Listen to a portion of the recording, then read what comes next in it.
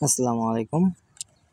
এর আগে ভিডিও দেখেছিলেন, সেই ভিডিওতে আমি দেখাইছিলাম হচ্ছে যে আমার এই কই কার্পের পুকুরটা করতে টোটাল কত টাকা খরচ হয়েছিল, আর হচ্ছে যে কই থেকে কই কার্পগুলো আনছিলাম, বাটারফ্লাই, কই কার্প, কমেট, অনেক অনেক আইটেমের মাছ ছিল আমার, প্রায় 200-র উপরে। তো পরবর্তীতে আমি হচ্ছে যে বাসায় না থাকার কারণে এই মাছগুলো আমার হচ্ছে যে মারা যায় কিছু, আর হচ্ছে যে কিছু আমার পুকুরে ছেড়ে দেয়।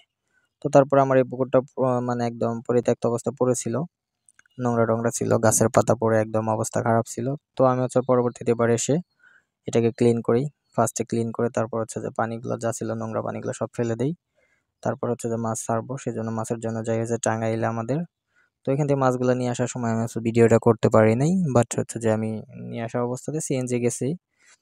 সিএনজিতে গিয়ে নিয়ে আসছি, সেই ভিডিওটা ছিল। আর মাছগুলো ছাড়ার আনতে রাত্রি হয়ে গেছিল, যার কারণে আছে ওইদিন আর ছাড়ার ভিডিওটাও আমি করতে পারি নাই। আর আমি একা, যার কারণে হচ্ছে যে সবসময় ভিডিও করাও পসিবল হয় না। তো হচ্ছে যে আমি এইটা হচ্ছে যে একটা ছোট একটা পুকুরের মতো, এইটা হচ্ছে যে আপনার এখানে আমি রাখছি red molly, black molly, white molly, molly মাছ দিয়ে এটা ভরছি। এটাতে টোটাল 10টা মলি মাছ ছাড়ছি, 5টা কালারের 10টা মলি মাছ। আর হচ্ছে যে আমি পাশে যে ওর সাথেই আছে যে পুকুরটা, বড় পুকুরটা আমার, তো এটাতে হচ্ছে মূলত আমি ছাড়ি কই কার্প আর হচ্ছে কমেট। তো এবার হচ্ছে মাছ বেশি ছিল না তাদের কাছে, যার কারণে আমি হচ্ছে মাত্র 6 পিস মাছ নিয়ে আসছিলাম। পুরো পুকুরে হচ্ছে যে 6 পিস মাছ, যার কারণে দেখা যাচ্ছে না খুব একটা ভালো। এই তো আমার হচ্ছে কই কার্প আছে হচ্ছে 5টা, আর হচ্ছে কমেট আছে একটা।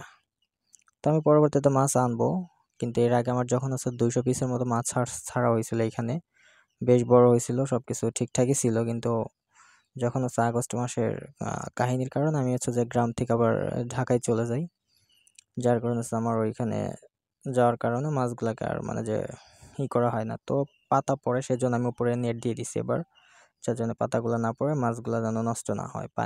পানি নষ্ট হয়ে গেলে মাছগুলো নষ্ট হয়ে যায়। এর আগে হচ্ছে যে পাতা পড়ার কারণে পানিগুলো নষ্ট হয়ে গেছে, কেউ পাতাগুলো পরিষ্কার করেনি, সেজন্য হচ্ছে যে মাছগুলো নষ্ট হয়ে গেছিলো গ্যাস হয়ে। তো আমি যখন হচ্ছে যে আমার